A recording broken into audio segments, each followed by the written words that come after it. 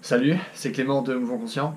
Et là, dans cette vidéo, je vais répondre à vos questions. C'est-à-dire que sur Facebook, je vous ai demandé de me poser vos questions. Je vous ai dit que j'allais répondre dans une vidéo. Et la voici. Donc, on va parler de force, on va parler de préparation physique, on va parler de mouvement, on va parler de réduction de blessures aussi, et de blessures spécifiques. Je vais répondre à 5 questions, puisque vous m'avez posé 5 questions. Et donc voilà, j'ai ma petite feuille là, où j'ai noté vos questions. J'ai aussi noté quelques pistes de réflexion pour être sûr de vous dire ce qui est important. Et donc voilà. Alors, commençons. Première question. Du coup, Qigong, Tai Chi, est-ce que ces exos peuvent développer les muscles, plus précisément, du coup entre parenthèses, sculpter le corps? Est-ce que ces pratiques peuvent sculpter le corps? Non, pas vraiment. Pourquoi? Parce que sculpter le corps, c'est-à-dire gagner en masse musculaire, pour gagner en masse musculaire, il faut travailler avec une certaine intensité. Alors même s'il existe différentes méthodes pour gagner en masse musculaire, généralement on essaie de faire le max de répétitions possible à 75% de son max. C'est-à-dire, je soulève 100 kg développé couché, je vais travailler avec 75 kg. Donc bien sûr, c'est des intensités qu'on ne va pas retrouver dans ces pratiques. Ça ne veut pas dire que ce qu'on va faire ces pratiques, on va rien travailler, au contraire, on va travailler la proprioception, la coordination, la force, la gestion du corps, énormément de choses. Mais on ne va pas réellement sculpter notre corps, même si on bouge physiquement.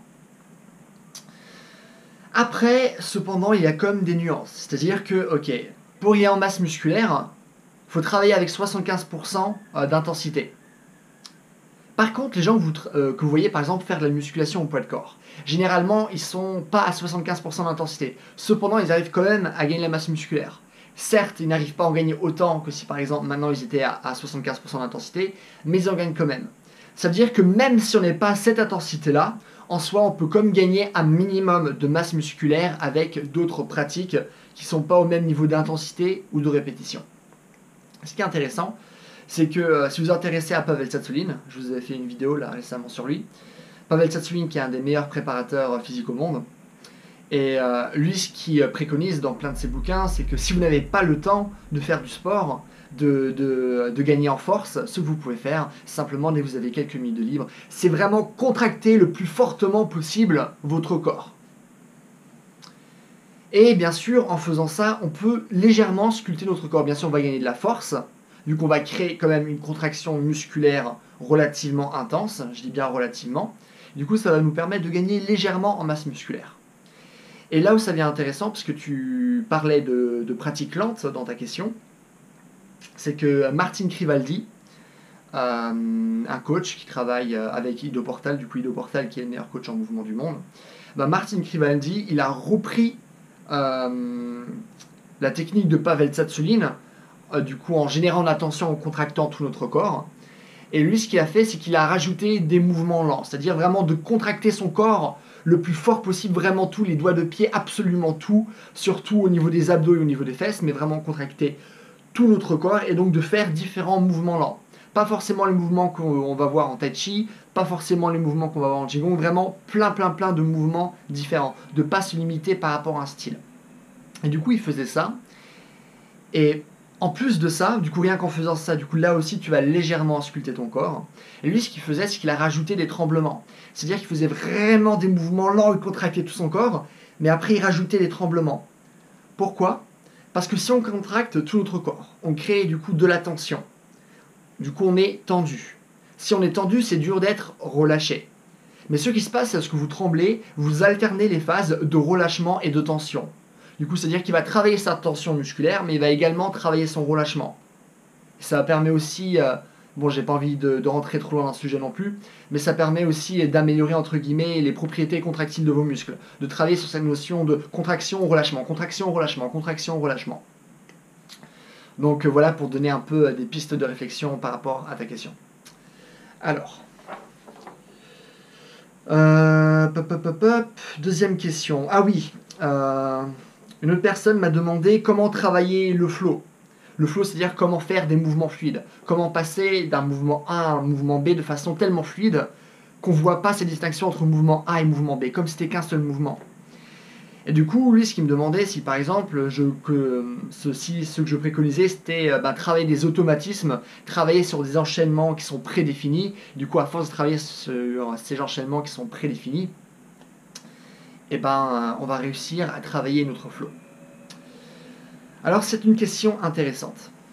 Comme la première, d'ailleurs, toutes les questions sont vraiment intéressantes. Hein. Mais là, en fait, là, ce que tu me demandes, c'est si je préconise des automatismes. Soit. Mais en fait, la chose la plus importante en mouvement, si tu veux, c'est d'improviser. C'est-à-dire, je vous ai parlé du schéma d'Ido-Portal de nombreuses fois dans mes vidéos. C'est-à-dire que si vous voulez devenir bon en mouvement, on commence par isoler des mouvements. Une fois qu'on a isolé ces mouvements et qu'on les a appris, on passe à une phase d'intégration. On intègre ces mouvements entre eux. Et une fois qu'on a intégré, on improvise. Et ça, c'est donc la forme supérieure de mouvement. Isolation, intégration, improvisation. Du coup, d'après toi, si tu me parles d'automatisme, de répéter des schémas prédéfinis, dans quelle phase tu te trouves? Tu ne te trouves pas dans l'improvisation. Non, tu te trouves dans quoi? Tu te trouves dans l'intégration. C'est-à-dire qu'en fait, tu veux devenir meilleur en flow, mais tu es déjà encore bloqué dans la phase intégration. Tu n'es pas encore arrivé à la phase improvisation. Et du coup, si je reprends mes notes par rapport à ce que je voulais te dire, c'est que du coup, on a le schéma isolation, intégration, improvisation. Du coup, lorsque tu vas isoler, qu'est-ce que tu vas faire? Là, tu vas créer tes automatismes dont tu me parlais. Lorsque tu vas intégrer ces différentes isolations, ces différents mouvements pour justement faire du flow, c'est là, dans la phase d'intégration, où tu vas travailler sur des enchaînements qui sont prédéfinis. Sauf que tu vas réellement savoir ce que c'est le flow lorsque tu vas commencer à improviser avec ce que tu as intégré. Donc, ok, maintenant j'ai arrivé à intégrer ces mouvements, qu'est-ce qui se passe si maintenant j'improvise avec ces mouvements? Et là, tu vas rencontrer différents problèmes. Ah tiens, finalement, ce que je fais, c'est beaucoup trop carré, je ressens que c'est beaucoup trop réfléchi, c'est vraiment, ouais, je refais l'enchaînement et j'ai du mal à improviser. Ok, cool, ça va t'apprendre à relâcher l'ego, à plus être dans la pensée, mais être dans la sensation, pas ah qu'est-ce que je peux faire qui est cool là maintenant, mais de simplement laisser aller ton corps et bouger avec les sensations que tu ressens. Peut-être tu vas dire ah ben tiens maintenant que j'improvise, finalement j'arrivais lorsque j'étais dans la phase d'intégration et que je répétais encore les mêmes enchaînements, j'arrivais à avoir du flow, j'improvise, je n'ai plus de flow, comment ça se fait? Et bien peut-être que là tu vas te dire ah ben finalement si je dois avoir du flow, peut-être avant ça, il faudrait que je fasse de l'improvisation lente pour commencer à improviser avec un flow qui est facile. Plus c'est lent, plus ça va être facile. Pourquoi? Parce que dès qu'on va rajouter la rapidité, il y aura l'inertie, du coup on va utiliser la rapidité d'un mouvement pour en faire un autre. Mais du coup, faire les mouvements lentement, ça va te permettre de comprendre, enfin plutôt de ressentir les différentes structures dans lesquelles tu peux travailler. Ça marche? Et du coup, peut-être que tu te diras aussi, ah bah tiens, là je fais de l'improvisation, mais je sens qu'il y a quelque chose qui manque finalement. J'ai l'impression de ne pas avoir assez de mouvements avec lesquels je peux improviser. Je suis bloqué dans mon improvisation parce que j'ai pas assez de mouvements. Là tu dis ah cool, ah en fait c'est pas l'improvisation mon problème, mais l'isolation, c'est qu'au début j'ai pas isolé assez de mouvements et du coup maintenant j'ai pas assez de matériel avec lequel je peux travailler. Et du coup ce qui revient à un dernier point que j'ai marqué, c'est-à-dire les problèmes moteurs. C'est-à-dire que tu te diras bah tiens, maintenant j'ai fait ces enchaînements, j'essaye d'improviser, mais je vois que je suis bloqué, j'arrive pas à partir en arrière après ce mouvement à faire une autre chose. Et du coup, ça va te permettre de revoir ta pratique de mouvement de manière totalement différente. Du coup, moi, ce que je te préconise, c'est de t'intéresser à l'improvisation. Commence à improviser, et une fois que tu commenceras à improviser, tu verras finalement tous les trous dans ta préparation précédente. Qu'est-ce que tu as fait de mal, entre guillemets, lors de la phase d'isolation? Qu'est-ce que tu as fait de mal, entre guillemets, dans la phase d'intégration? Donc voilà. Alors, deuxième question. Alors du coup, c'était une personne de 71 ans, de souvenir, qui me demande comment bouger, et du coup, comment faire du mouvement lorsqu'on est un senior. Lorsqu'on arrive à un certain âge, comment on va faire pour bouger, pour être en bonne santé et pour vraiment profiter de la vie. Alors, j'ai marqué plusieurs choses. Hop. Premièrement, c'est de totalement retirer cette notion de séance de sport. Il n'y a pas une histoire de séance de sport. C'est pas « ah, je fais du mouvement ou du sport un jour, le lendemain je récupère, et le surlendemain, et ben là je recommence. Non, non, non. Plus on prend de l'âge, plus ça va être difficile de bouger avec notre corps. Pourquoi ? Parce que, comme je le dis toujours, on répète toujours les mêmes choses. Et du coup, on spécialise aux mêmes choses, mais du coup, on devient mauvais à tout le reste. Par exemple, on a appris, peut-être on a fait du développé couché toute notre vie, mais vu qu'on a que fait ça, et ben maintenant, certes, on arrive peut-être à soulever des poids, mais on n'arrive plus à bouger nos épaules, on n'arrive plus à bouger notre nuque. Et du coup, qu'est-ce qui se passe ? Et ben, on bouge comme ça en étant bloqué. C'est pour ça aussi que, lorsqu'on marche dans la rue, on voit énormément de vieilles personnes qui marchent très lentement. Alors que ce n'est pas une histoire d'âge réellement, c'est juste une histoire de pratique. Si vous pratiquez, ce genre de choses ne vous arrive pas, tout simplement. Du coup, une des choses que j'ai marquées pour toi, c'est donc bouge tous les jours. Absolument tous les jours. Il n'y a pas une histoire de récupération. Ton corps a besoin de bouger tous les jours. Pour l'instant, tout ce que tu n'utilises pas, tu vas le perdre. Et à ton âge, c'est ultra rapide. Du coup, tu dois bouger tous les jours et surtout, tu dois travailler sur les articulations. Du coup, par exemple, si je peux te parler de Conor McGregor. Conor McGregor qui est un combattant d'MMA, d'arts martiaux mixtes. Et lui, ce qu'il fait, et souvent on se moque un peu de lui, mais il fait des mouvements bizarres comme ça avec les bras. Et pourquoi ? Parce qu'en fait, ce mouvement bizarre avec les bras, ça lui permet de détendre ses bras et de recommencer à retrouver de la mobilité au niveau de ses articulations. Et là, ce qui te manque à ton âge, et ce qui manque la plupart des gens à cet âge-là, c'est un manque de mobilité. Et pour ça, tous les jours, maintenant, tu dois prendre l'habitude de bouger tes articulations, vraiment dans tous les sens. Du coup, on voit les mouvements bizarres que fait Conor McGregor. Il y a aussi ce mouvement-là que j'avais montré pour travailler au niveau des épaules, et de vraiment prendre l'habitude de bouger toutes tes articulations à amplitude complète. À chaque fois, aller au maximum de ton amplitude. Vu qu'on fait toujours des mouvements avec la même amplitude, et vu qu'on n'est jamais en amplitude complète, et ben au bout d'un moment on la perd, surtout à ton âge. Donc ce que tu dois faire, c'est faire des mouvements tous les jours à faible intensité, où tu vas retrouver finalement ta mobilité articulaire. Après, qu'est-ce que j'ai également marqué ? Ah oui, parce qu'il y a 3 points. Du coup, ça c'est le premier. Le deuxième point, c'est la musculation. C'est-à-dire qu'il y a quelque chose de très commun, et ça je le vois avec mon père. Mon père, il a pratiquement ton âge, il a 68 ans. C'est ce que j'ai pu remarquer au fil des années, c'est qu'il perd énormément de masse musculaire. Et comme vous pouvez le voir, au fur et à mesure de l'âge, vous pouvez le voir à travers toutes les études, vous perdez de plus en plus de masse musculaire. Et vous perdez aussi énormément en force max. C'est-à-dire que au fur et à mesure que les temps passent, si par exemple à 20 ans vous étiez capable de soulever 100 kg, vous n'allez plus être capable, par exemple, à 70 ans de soulever autant. Parce que votre force max va baisser. Par contre, votre force max baisse, mais votre endurance force, elle augmente. C'est-à-dire vos capacités à maintenir les qualités optimales de la force pendant un certain temps. Parce qu'il existe donc différents types de force. Donc la force max baisse, mais la force endurance augmente, et votre masse musculaire, elle baisse. Et aussi, donc, avoir une masse musculaire qui est suffisamment importante à cet âge-là, c'est un critère très important en matière d'espérance de vie. Et en matière de est-ce que ton corps maintenant va bien fonctionner. Du coup, il y a quelque chose qui est très important à faire à ton âge, c'est faire du travail de musculation.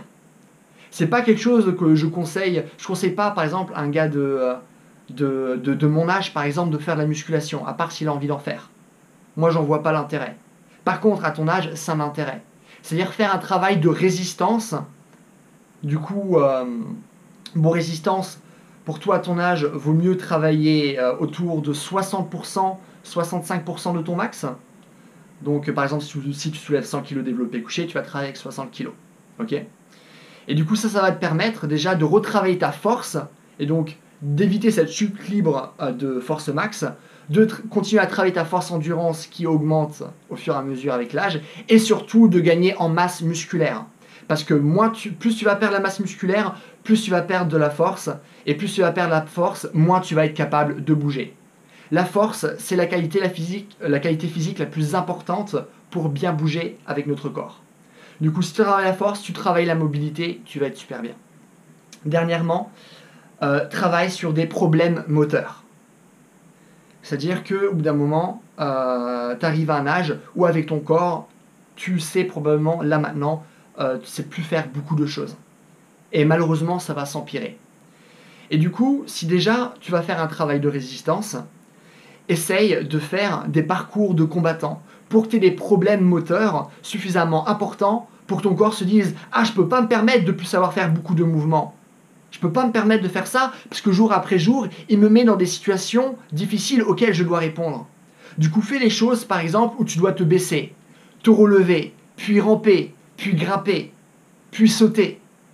Et du coup, vraiment forcer ton corps à répondre à des problèmes moteurs de plus en plus difficiles. Il faut que tu intègres une grande notion de coordination dans ton travail. Parce que c'est ça qui est aussi très important avec l'âge. C'est qu'on perd la coordination. On ne sait plus faire grand-chose. Du coup, rajoute des mouvements qui sont complexes.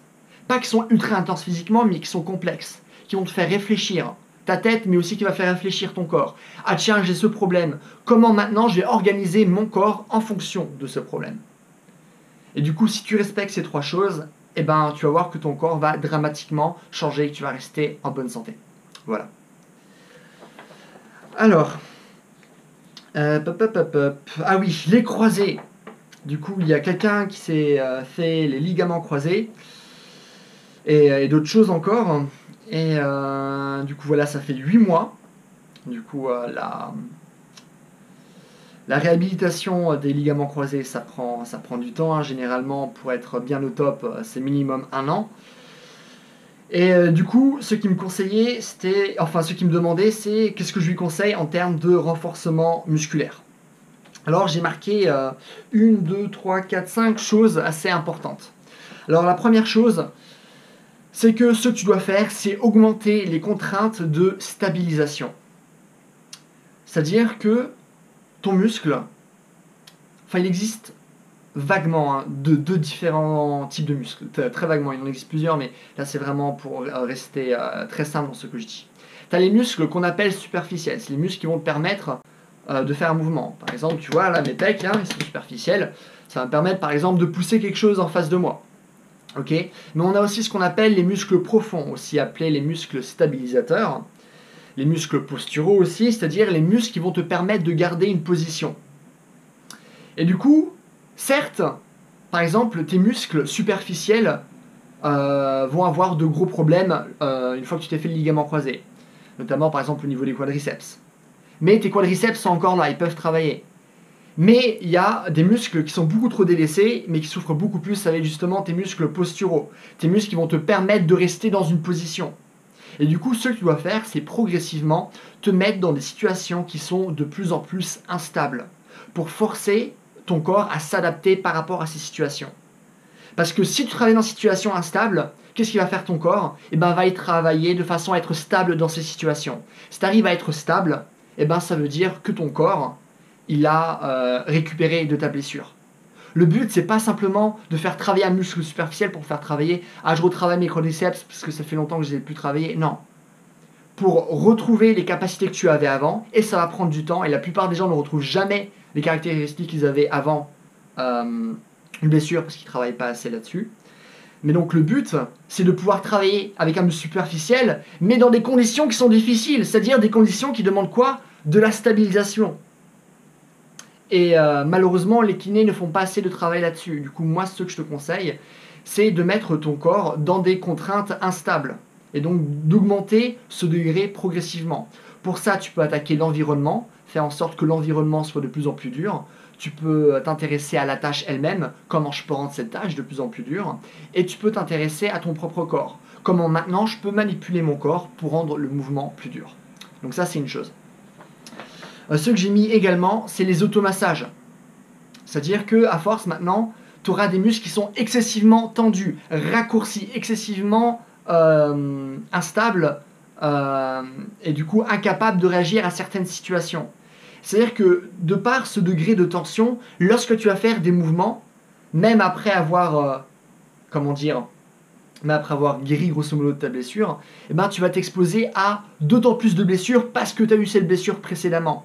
Et du coup, ce que tu dois faire, c'est retirer tout le stress qui a été accumulé dans ces muscles. Retirer tous les nœuds musculaires qui ont été accumulés. Et du coup, pour ça, ce que tu dois faire, c'est faire des automassages. Très important. Que ce soit des massages profonds, mais aussi des massages superficiels. Et du coup aussi, pour en reparler par rapport à ça, vu que tu vas perdre énormément de mobilité, on perd toujours la force, de la mobilité et de la souplesse et de la stabilité après une blessure. La mobilité, ça va être très important. Pour en gagner, lis le livre Becoming a Supple Leopard de Kelly Starrett. Du coup, devenir un léopard souple. Je crois qu'il a été traduit en français. Et le livre sur le travail de mobilité, tout simplement. Donc aussi, troisièmement, travaille sur ta coordination fine. C'est-à-dire, ok, certes, il faut retravailler les muscles superficiels. Faut nouveau être stable, faut nouveau être souple, faut nouveau avoir de la mobilité. Mais ce qui se passe, c'est qu'à force de ne pas pouvoir utiliser ta jambe comme tu le veux, tu vas perdre énormément en motricité fine. Du coup, il faut que tu travailles là-dessus. Travaille avec, par exemple, des balles de foot, fais des jonglages. Après, passe de grandes balles avec des balles de plus en plus petites. Mais mets ton corps dans les situations auxquelles il doit répondre avec une coordination qui est fine, qui est dirigée, qui est précise. Dernièrement, ne chôme pas. Sérieusement, une blessure, ça demande énormément de travail pour en récupérer. La plupart des gens sont beaucoup trop flemmards pour faire ce travail. Après, chacun fait ses choix. Et la plupart des gens ne sont pas au courant que leur inaction finalement a tellement de conséquences sur leur corps. Du coup, là, ce que je suis en train de te dire, c'est que tu peux pas t'en sortir avec 1 ou 2 séances de kiné par semaine. Tu fais tes 3 séances de kiné et en plus de ça, tu dois travailler dans ton temps libre. Et là, tu es à 8 mois et il faudra encore travailler minimum, encore, si tout se passe bien, encore 4 mois. Mais je pense que si tu fais bien les choses, d'ici 6 mois, tu pourras avoir récupéré. Mais c'est quand même 6 mois de travail. C'est dur, c'est chiant, et ouais, bon courage. Mais voilà, si tu veux réellement retrouver les capacités que tu avais, eh ben, c'est ce que je te propose de faire. Alors maintenant, on a la dernière question qui est... ah oui, en fait, c'est une personne qui voulait avoir plus d'informations sur le fait de secouer son corps pour retirer les tensions. Alors ça, c'est intéressant. Pourquoi ? Parce que secouer son corps pour retirer des tensions, pour travailler sur des blessures, c'est excessivement important. Tous les animaux le font, Pavel Tsatsouline le fait, Ido Portal le fait, et du coup, que ce soit donc dans une perspective déjà de circulation sanguine, de bouger son corps pour obliger notre corps à relâcher des muscles, et de par les secousses aussi à retirer des nœuds musculaires, c'est un exercice qui est très intéressant. Il y a énormément de choses à dire. Moi, ce que je te conseille, c'est de regarder le travail d'Ido Portal là-dessus. Tu peux taper Ido Portal et Shaking, S-H-A-K-I-N-G.